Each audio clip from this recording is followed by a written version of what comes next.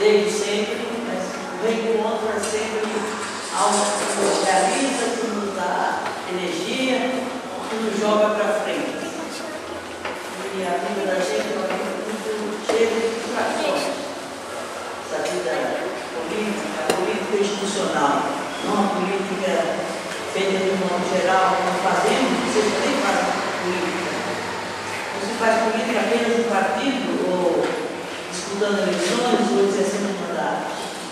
Todos nós fazemos política. Quando eu falo que a política nos frustra, é aquela política feita nos espaços institucionais, distante do povo e sem conseguir realizar aquilo que, na nossa avaliação, seria bom que se realizasse ou se concretizasse no interesse daqueles a que a gente representa esses espaços institucionais. E eu fiquei refletindo sobre o tema que o Frei João me propôs, falar sobre liberdade. Eu tive muita dificuldade, fiquei muito insegura. O que eu vou falar sobre liberdade? Porque não se tratava de eu ir fazer uma pesquisa, tem muita coisa escrita e bem escrita, sobre a liberdade, sobre as mais variadas visões, perspectivas e concepções. São muitas as concepções sobre liberdade. Eu vi que não era isso que eu deveria trazer aqui, nem o que vocês esperam ou esperariam de mim. Então, esse desafio foi um verdadeiro desafio, que me colocou a necessidade de refletir na minha vida o que foi esse sentimento, esse valor, esse anseio de liberdade que, a meu ver, caracteriza o coração humano, a natureza humana, a condição de ser um ser humano. Todos nós, a meu ver, trazemos dentro de nós esse anseio de liberdade. Eu sinto isso.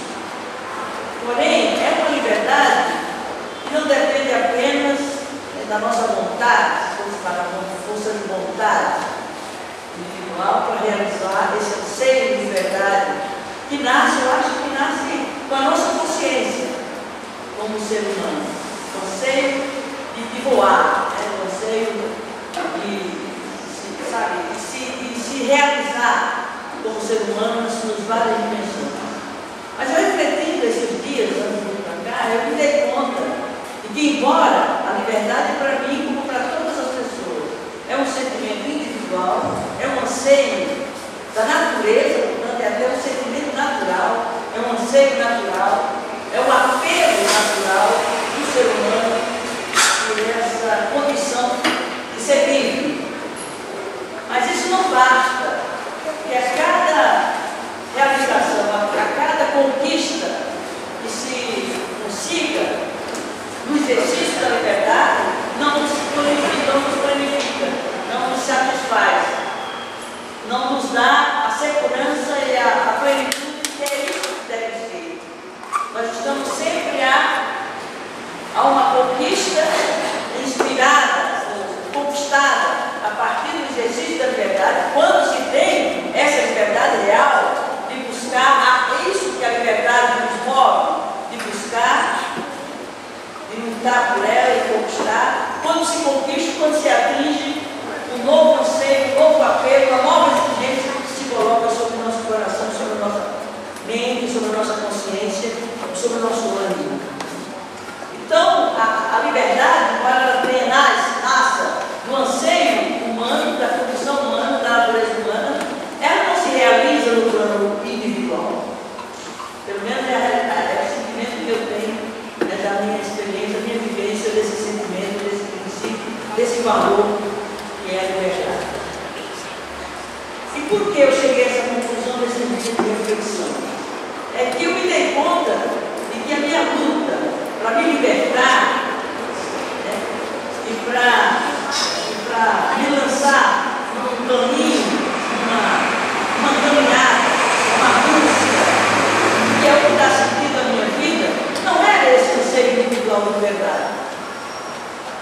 Porque nós nascemos livres como seres humanos, com direitos, com dignidade, comuns a a todos os seres humanos, mas nós nascemos num contexto, nós nascemos num meio, nós nascemos numa família que numa determinada geração, numa determinada região, em uma determinada condição social, condição cultural, condição econômica, condição de vida. E nos determina profundamente do ponto de vista individual, inclusive. Tudo bem, nós temos esse anseio, nós buscamos realizar plenamente esse sentido de liberdade, mas ele está sempre condicionado, determinado por aquilo que a gente é no conjunto, no ambiente, no meio, da cultura, da comunidade, da geração a qual nós pertencemos. E esse contexto, as características que ele apresenta no momento, no tempo que a gente nasce. Portanto, há uma determinação histórica e há uma determinação social sobre o nosso modo de ser, inclusive sobre o nosso modo de querer ser livre, de buscar realizar esse anseio de liberdade, de vivenciar, né, esse apelo que tem dentro permanentemente de nós de sermos livres. Então, há limitações individuais e para realizarmos esse anseio, que não se tem muita clareza do que é, até onde vai, o que se quer, porque ao lado disso, ou junto com isso, tem causas, tem razões, tem raízes profundas, e nem sempre nós temos consciência dessas raízes, dessas causas e dessas determinações e desses condicionamentos, mas que tudo isso, nós somos produto de tudo isso.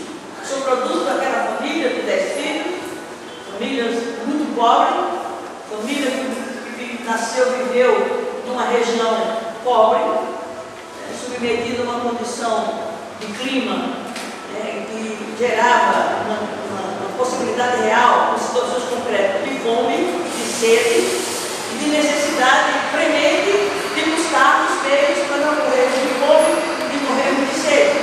Então, desde muito criança, 4, 5 aninhos, quando meu pai levava a gente para algum lugar desse país enorme, carregando os filhos juntos, para escaparmos da sede, da seca, da fome, e íamos para algum lugar desse imenso país, e com certeza isso me antecipou a minha idade adulta, antecipou a minha condição até de tomar consciência do que é a liberdade, do que eu queria como caminho, como condição de vida, a liberdade, porque eu já me dei conta que aos 4, 5 anos eu já vivi o mundo dos adultos.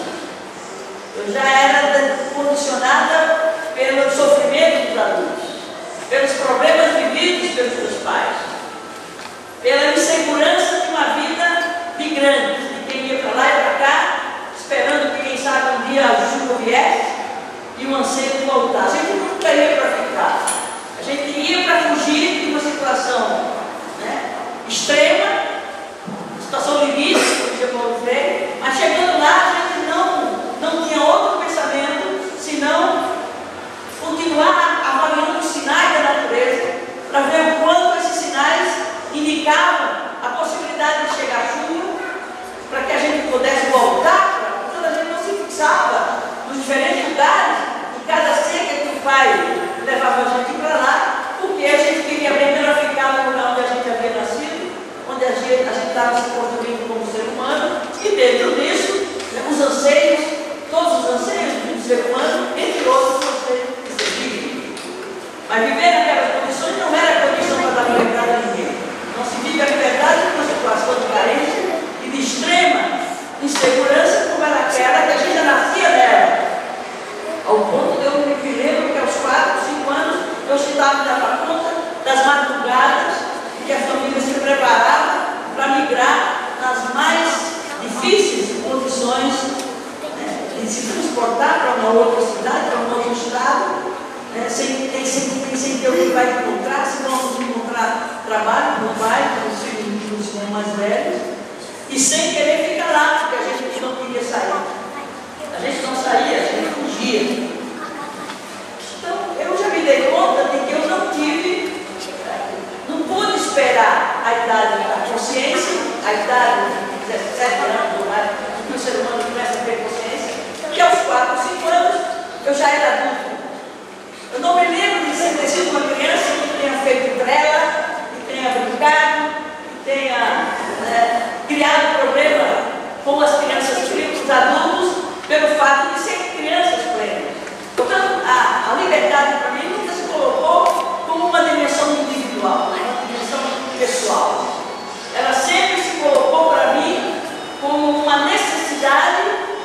libertar das condições que estavam dadas, para mudar aquela realidade na qual eu nascera e que eu já intuíra desde muito cedo que não era uma situação justa, não era correta, porque havia pessoas, famílias naquela pequenina vila do Belém, depois de Canaã, depois de Israel, que até o nome da cidade mudava tantas vezes. E eu desde muito criança dizia, não, isso não, eu não quero isso para mim, eu não quero isso para minha família, eu não quero isso para minha comunidade, para as famílias todas, e eram praticamente todas vivendo aquela mesma situação.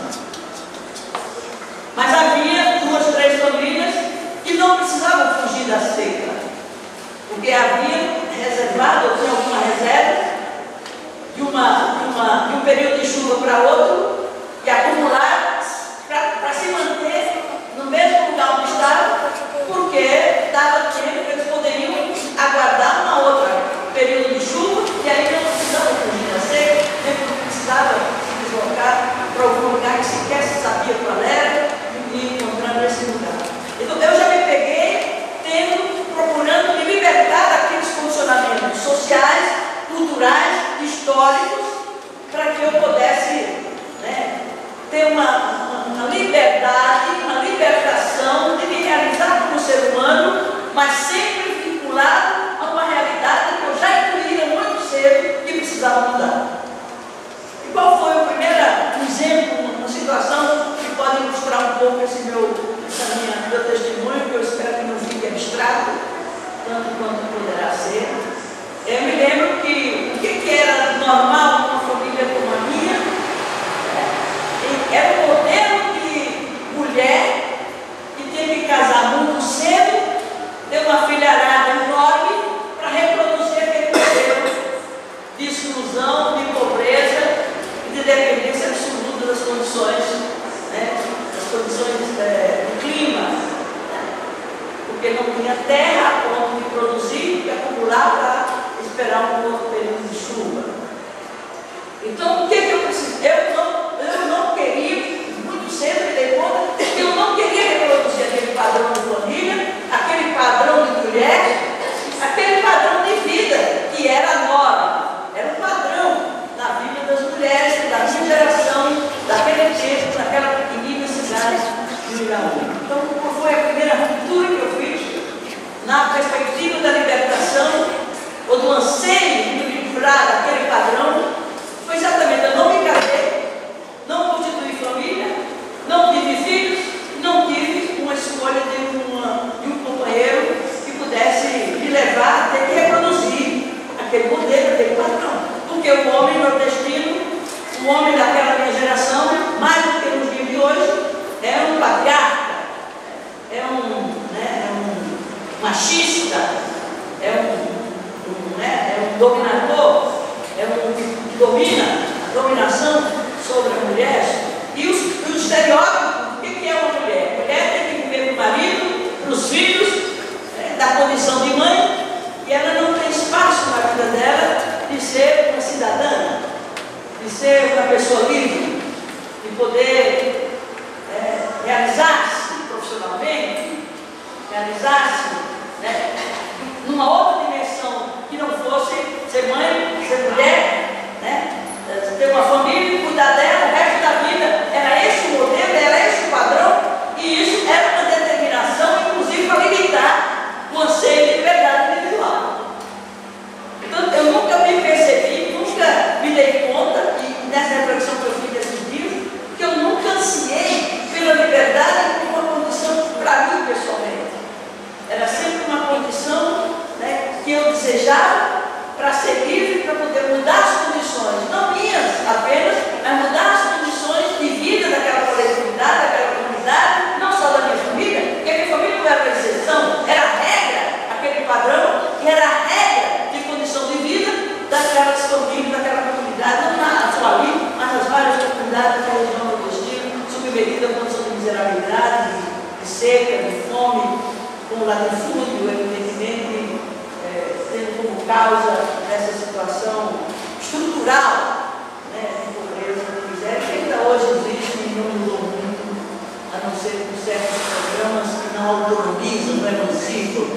não dou liberdade plena àquelas pessoas, nem àquele grupo, nem àquela comunidade, porque não se resolveram as causas culturais daqueles problemas que nos levaram a essa condição. Então, isso eu percebi que, na minha experiência pessoal, a liberdade era muito mais a liberdade civil, a liberdade política, a liberdade voltada para o coletivo, né? Para o processo histórico de transformação.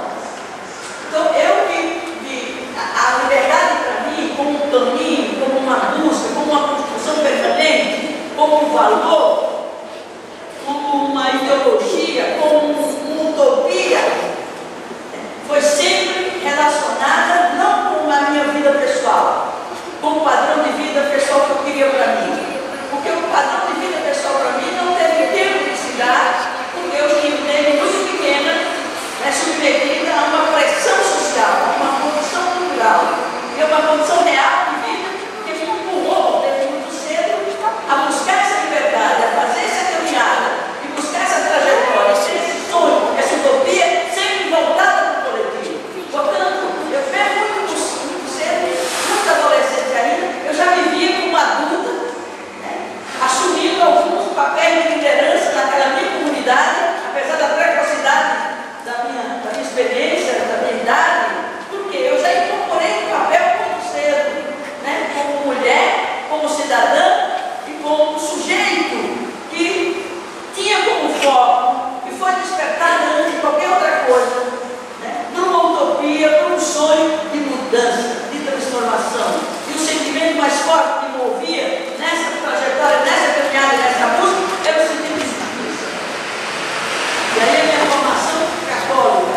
Minha família era católica, nos batizava e vivia rigidamente e nos educava de forma rigorosa nos princípios da moral cristã, né, dos valores cristãos, do comportamento cristão, a ética como centro de tudo isso, né, e portanto isso me formou pela forma, não do que eles falavam, eu não falava disso, as pessoas do princípio eram semi-analfabetas, mas pela forma de ser, deles se comportarem, deles viverem e deles realizarem as suas vidas naquelas condições que todos nós vivíamos. Portanto, minha família não era uma família de católicos que nos obrigava a ir à igreja, a se confessar, enfim. Portanto, a formação cristã foi forte na minha formação e dos meus irmãos e das minhas irmãs. Porém, não foi um modo que era normal no Nordeste, as famílias católicas, né, ter um rigor da prática, não necessariamente dos valores cristãos, mas da prática cristã. Prática formal, religiosa. Meus pais não. Meus pais nunca nos obrigaram a ir à missa. Meus pais nunca disseram, olha, vai se confessar. Meus pais nunca indagaram sobre os nossos pecados. Eles se preveniam para que nós não pecássemos. Diante dos valores cristãos, que eu nem sei se eles tinham consciência que eram valores cristãos, mas eram valores que formaram o modo de ser deles, consequentemente, o modo de eles formaram. Pessoas muito simples e muito oneradas pelas exigências da vida para aquela família. Meu pai era um artesão, não tinha terra, trabalhava pequenos pedaços de terra, né? Era um artesão no período que não tinha plantio e colheita, da sobrevivência, da agricultura de sobrevivência. Ele se dedicava a construir só a fazer celas para animais, e ele era considerado mestre tonheiro, porque as celas dele não feriam os animais. Era uma das características que a cela dele era uma cela que não machucava os animais. Um homem doce, um homem, sabe, um artista, na simplicidade dele. Eu nunca ouvi meu pai, sabe, tratar um filho de forma grosseira, violenta, nunca. De uma forma até muito paciente demais, que minha mãe era o oposto disso, porque minha mãe tem que se gravar de uma família de 10 filhos, sem ter a garantia de que tinha alimentação no dia seguinte. Então, ela era a flor da família, porque era ela que segurava a barra,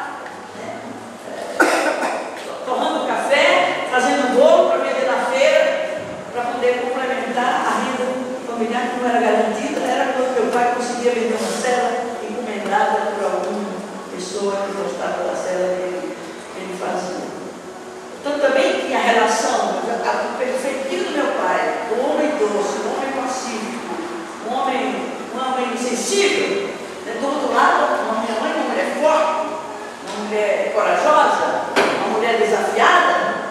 tem que garantir a sobrevivência de cada família de 10 filhos. Então tudo isso me forjou, me formou e me deu o sentido da vida e o destino, né? Que eu imaginava que qual pudesse ser o meu destino, mas ao mesmo tempo com uma profunda consciência da injustiça. Muito cedo eu intuí de que aquelas condições de vida, não só nossas, não que eu me senti vítima, é uma outra característica da minha trajetória pessoal. Eu nunca me senti vítima. Eu me senti sempre alguém desafiado a superar uma situação de desafio. Tanto é que eu não gosto de coisas fáceis. Eu não gosto de situações fáceis. Eu gosto sempre de situações difíceis, desafiadoras, que isso me move, isso me mobiliza, isso me faz crescer, isso me empurra para frente. Essas minhas circunstâncias me levaram a isso. Então, ao participar da ação católica, como o GEC, na GEC, Movimento de Estudantil Católica, esse sentimento de justiça passou a ter um significado, né, de uma consciência clara que era isso, e que isso tinha que mudar. E aí o que eu vou fazer para mudar? Eu sentia que eu sozinha não ia mudar, mas eu não via muita gente se juntando com essa mesma nível de consciência para que eu pudesse mudar aquela realidade. E aí percebi que era que eu tinha que estudar. Que o estudo para mim seria o instrumento, a condição a partir da qual eu construiria com outros, né, as condições para mudar aquela realidade. Então o sentido, por exemplo, da divisão da terra, a reforma agrária, foi sempre uma bandeira que me moveu. E a busca de condições para que as coisas pudessem se dar de forma diferente. Então, aí veio o sentido da política. Então, para mim, a liberdade política, a liberdade, né, como utopia, como sonho, e aí vem o sentido de utopia e de sonho. O que é uma utopia? O que é um sonho? Não é um objetivo que você alcance, nem mesmo até o final da tua vida. Eu acho que um sonho é uma utopia que você alcança no tempo de tua vida, que é curto, por mais que você viva, não é um largo tempo. Comparado com a história, o tempo se mede com um número nem é de anos, é de décadas, de séculos, de milênios, que é a dimensão, né, histórica da construção humana. Então, para mim, utopia, sonho, não podia ser coisa pequena que eu pudesse atingir o meu tempo de vida. Eu sempre fui me colocando bom, porque eu sabia que um sonho pequeno, um objetivo que eu alcançaria no meu tempo de vida, não vale ser considerado como utopia, muito menos como sonho. Um sonho pequeno, uma utopia pequena que você alcança, não é sonho, é utopia. Sonho e utopia é aquela que te empurra para além do teu tempo, da perspectiva histórica, que é um sonho e uma utopia que nunca se esgota. E é motivo, é emulação, é força, é energia que te move. E num sentido profundo, positivo, de esperança. E de luta contra o desânimo, contra o desalento, contra a desesperança. Porque eu me dei conta que o desalento, a desesperança, né, que vem acompanhado de medo, de insegurança, é conservador, é acionário, te imobiliza, te coloca no teu plano individual. E no plano individual não há solução para nada. Embora individualmente você tenha que se construir de forma equilibrada, de forma madura, de forma segura, de forma plena, para inclusive você conviver com as contradições, com os desafios, né, e com as contradições que estão dadas da busca dessa utopia e desse sonho. Então isso, a meu ver, caracteriza a minha busca por liberdade, a minha realização plena como ser humano, é no plano da história, é no plano da liberdade política, e consequentemente nos lança na luta pela igualdade, pela justiça. Isso visto numa perspectiva de fé, e eu tenho fé, a minha formação política, inclusive, é banhada da influência da igreja, a igreja progressista, a igreja da libertação, a igreja do Jesus que liberta pela verdade, que nos intui exatamente a se colocar a serviço, a viver a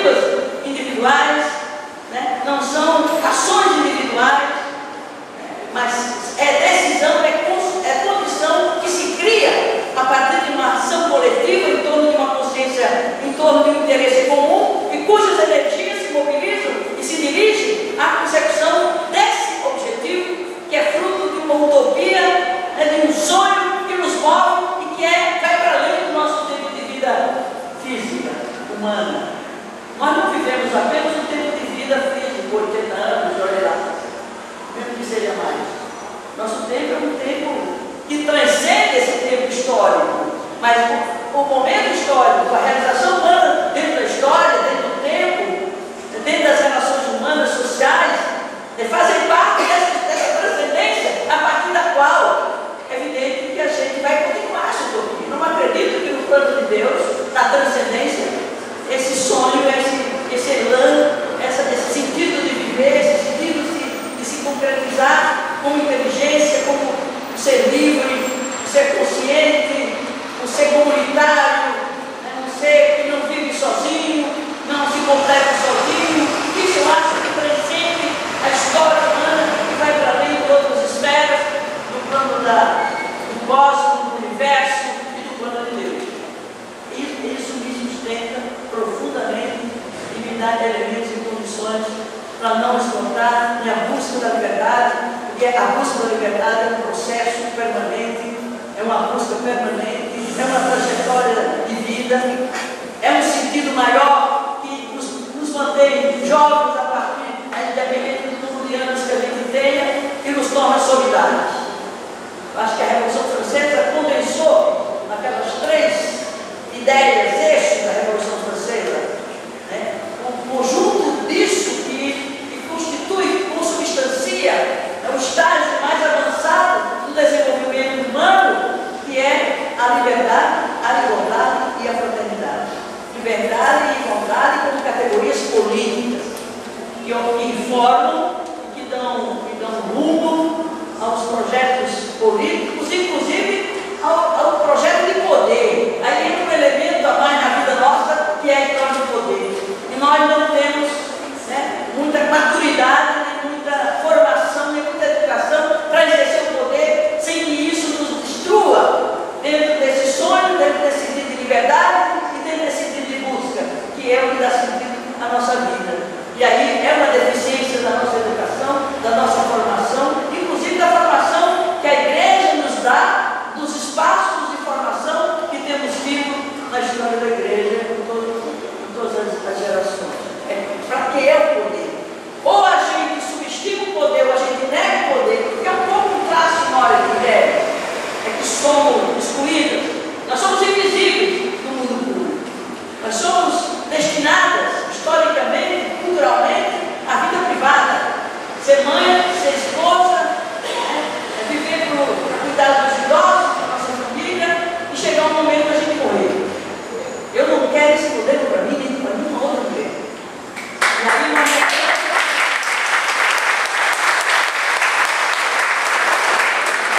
aí nós negamos o nosso papel de protagonista da história.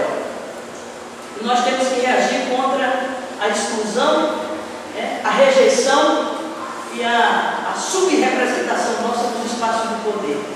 E nós somos educados para não gostar do poder, ou para negar o poder.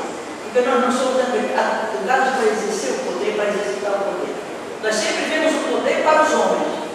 E psicologicamente nós negamos a importância do poder para nós, porque nós temos um juízo de valor negativo a partir de imaginar que o poder seja esse poder da forma como ele se exercita pela imensa maioria dos que detêm o poder, de forma dominadora, de forma excludente, de forma autoritária, de forma opressiva. Não é isso o poder. O poder é uma condição para você realizar e mudar o mundo. Portanto, o poder, nós temos que ter o poder, temos que gostar de ter o poder, temos que conquistar o poder, para exercer de forma diferente de como ele tem sido exercido por homens e mulheres, numa sociedade patriarcal, autoritária e machista como temos. Então nós temos que nos convertermos até nessa perspectiva da utopia de liberdade para todos, de igualdade para todos, termos o poder para conquistar isso. E o poder para isso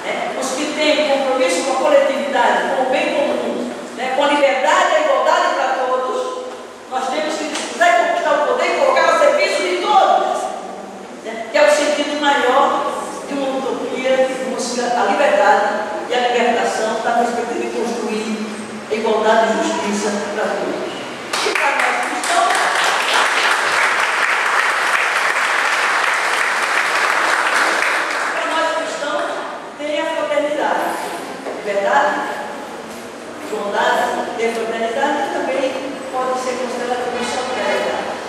A vida já tem que soma essa busca, né, de uma utopia, né, expressa pelo princípio, pelo ideário da liberdade, da igualdade, e se a gente transforma isso com a solidariedade, com a fraternidade. Fraternidade são irmãos que têm um pai comum. Então, na nossa fé cristã, nós somos todos filhos de Deus, logo somos irmãos. Portanto, a fraternidade e a solidariedade é a condição de realização humana, sendo que todos têm que ter liberdade, têm que ter igualdade, viver fraternalmente, né, as exigências da vida, a alegria da vida, a felicidade da vida, podendo nos realizarmos como seres humanos. Eu ofereço isso como uma reflexão para vocês nesse dificuldade. Eu nunca me preparado para refletir sobre isso. Pelo menos foi isso que me tocou, foi isso que me deu como possibilidade de eu minha contribuição nesse ponto. Eu agradeço muito. Muito obrigada pela atenção.